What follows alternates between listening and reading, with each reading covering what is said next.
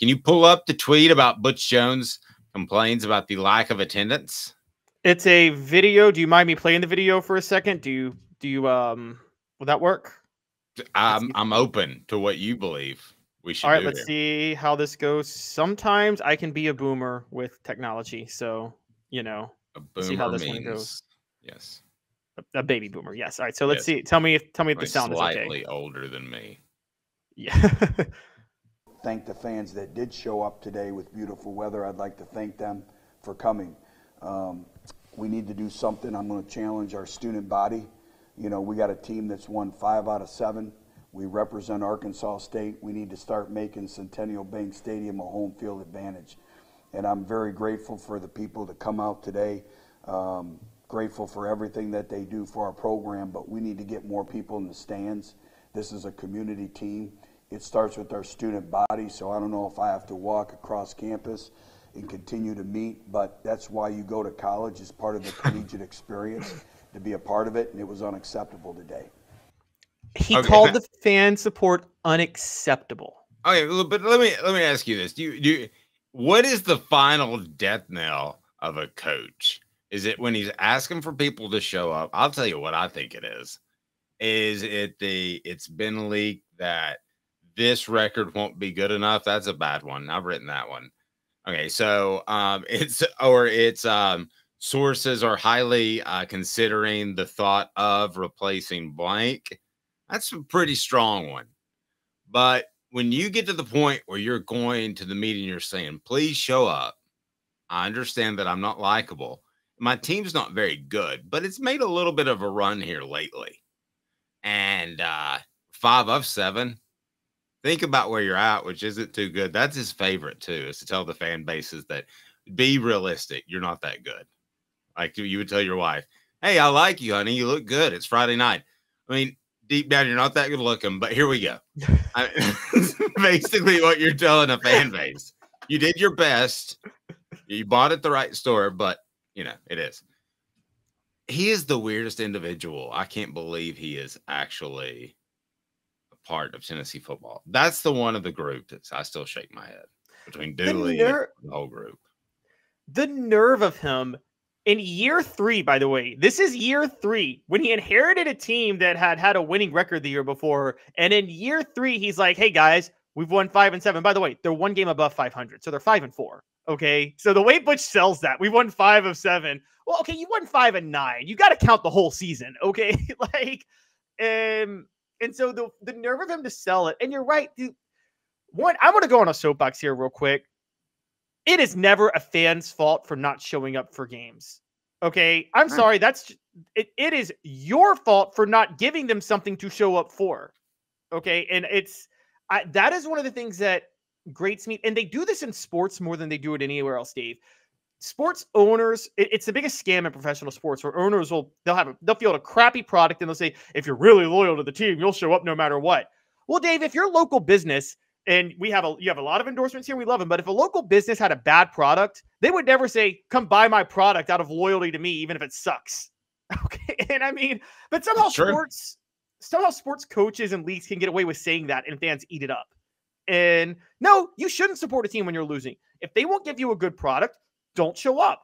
And Arkansas State was believe it or not, for a while, they were like a championship top level Sun Belt program. They were one of the best teams in that era because if you're Arkansas State, you're close to the border. You can go get a lot of Louisiana and Texas guys and build a team on that. And so for Butch in year 3 to be hoping to maybe get bowl eligible at 6 and 6 and say that fans should show up and they deserve better than what they get. No, the fans deserve better than what they get. You don't deserve better. It's your job to win for them. And you also have this ability, this pedestal to be able to change things much more quickly than at other schools. That's the thing about me. I think that Tennessee got caught in a pickle with Lane Kiffin, and then he ends up being he ends up going the direction of you just have to hire somebody. They would have been better off to keep Kippy Brown at the time, kind of wait and see what happened for a year, but they weren't really in position to do that. So they didn't, and they got forced into a hire. To me, Josh Heupel, I think, realizes what he can do in a lot of respects at Tennessee that he might not be able to do elsewhere. That would be tougher at UCF and places like that. I think he's an appropriate coach. I'm not saying you're going to go out and call Nick Saban and he's going to show up, but you shouldn't drop down and go any lower. You should never have to go a Derek Dooley type of route again. So if Josh Heupel decides I want to go to the NFL, and he might one day, you should build the program back. And I think that it has been. I agree. And you should also hold firm with somebody like, okay, if Josh Heupel does it at a really bad time, like March of next year, just make Tim Banks the coach for a year and see how it works out. Don't try to make a bad hire just so you can get a signing class filled in when that bad hire might set your program back 3 years rather than 1. Wait, are you saying if like he goes to the NFL or something? I'm saying it. Say hypothetically, Josh Heupel leaves for the NFL at a time when you just can't hire a new coach. So, the coaching carousel's over. It's like March or something like that. You know what I mean? Which most times, like when Lane Kiffin left, the worst thing they did with the Derek Dooley thing and why they should have kept Kippy Brown is Lane Kiffin leaves.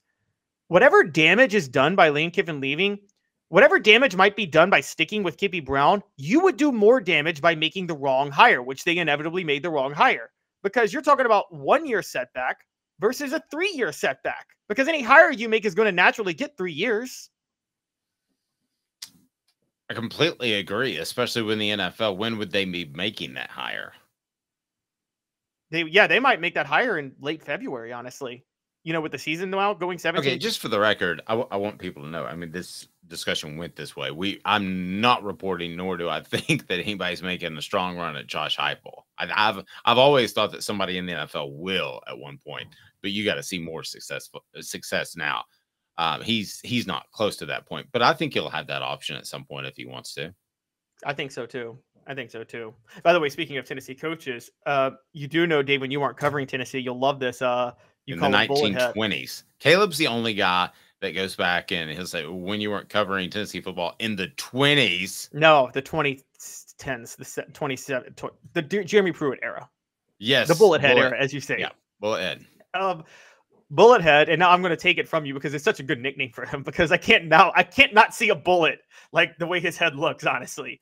But true Jeremy Pruitt story. Had him on the radio live. We were the first people that had him. It was on a radio station in Chattanooga.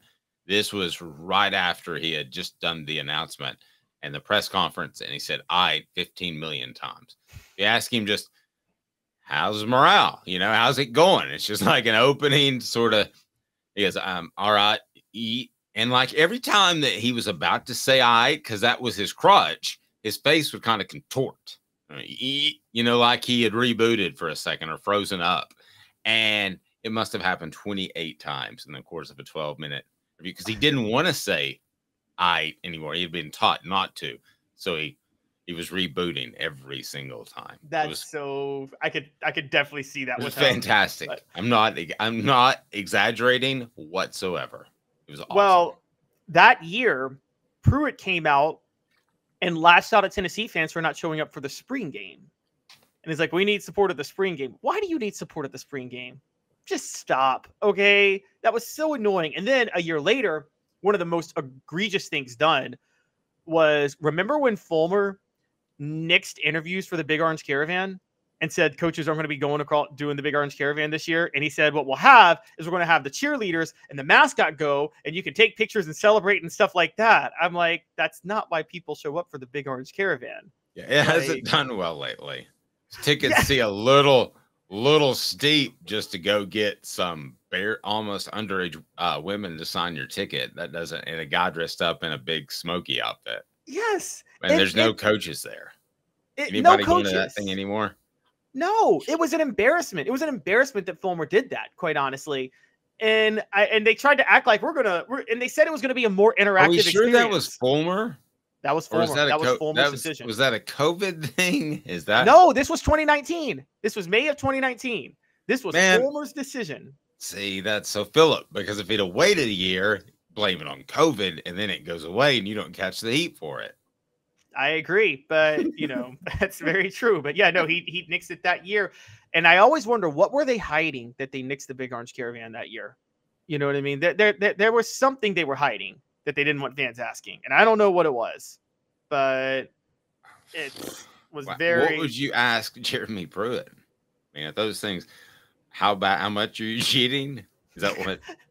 But I wonder if Fulmer Jeremy Pruitt said, like, we needed more support for the Big Orange Caravan show, and they're out with the mascots and the cheerleaders, and I'm like, well, okay. It's going to take a lot more than cheerleaders. I'm going to need a lot more from the cheerleaders and just their attendance if I'm going to show up for one of those things.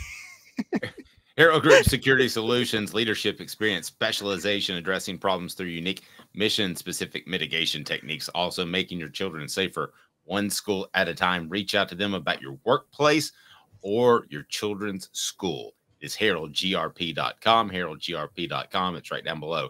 Go to Herald Group Security Solutions. So, in the end, I think that I don't think there's really necessarily a comparison between the two. If you had to choose one, between which two? Between the top two of the group, if you had to pick one of the coaches that Tennessee had, of the bad coaches Tennessee had, or yes. I mean, if you had to pick one that was the most frustrating for Tennessee's fan base, was it Dooley? Was it Butch? Was it Bullet? Oh, I break from Josh Ford and Fred White on this. It was easily Butch for me. It was easily Butch. And by the way, I defended Butch all the way through the middle of 2017, but I didn't, and it's funny, we'll get to the football IQ segment in a second, but Butch, the in-game blunders, they're on a level that I've never seen from a head coach before. I mean, I've never, you can get one from a coach every now and then, but I don't think anybody had more in-game blunders than Butch Jones. I mean, it was just, I still can't get over. I don't have my field goal team out. They're kicking a 55-yard field goal. I need to call a timeout so I can get my field goal team out to try to block their field goal.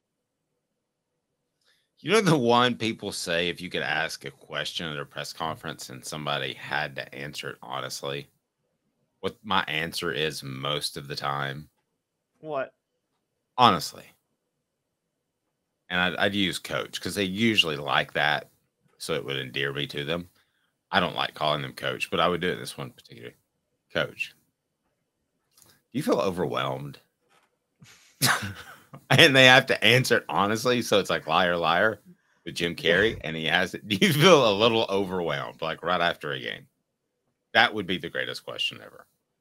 If it was a tough, brutal loss, maybe too strong. I would have to say the Butch thing to me. The Butch thing to me, a lot of people believed in. That was the most frustrating part, seeing a lot of fan bases, a lot of Tennessee's fan base who I like on a personal level. A lot of people that bought in. I was hearing stuff early, really, Caleb, that people I didn't think want reported. So it is time for. I just wanted to point this out. The stuff you knew, though, a lot of people didn't know at the time. We were presented with the information publicly that T. Martin just didn't want to come back to UT because he had some sort of resentment. You were the one, and the inside was what reported that we found out, no, he wanted to come back to Tennessee, and Butch Jones just gave him a show interview and threw him under the bus and made it look like he didn't want to come. Yep. And we didn't know that at the public at the time. Yeah, that's what he did. And you just were so worried about the optics of everything that at the end of the day, the one thing that's most important, and that's the football. I feel like I'm starting like some sort of speech or something. That's the football. That's the football team. That's the wins and losses. You kind of lose that a little bit.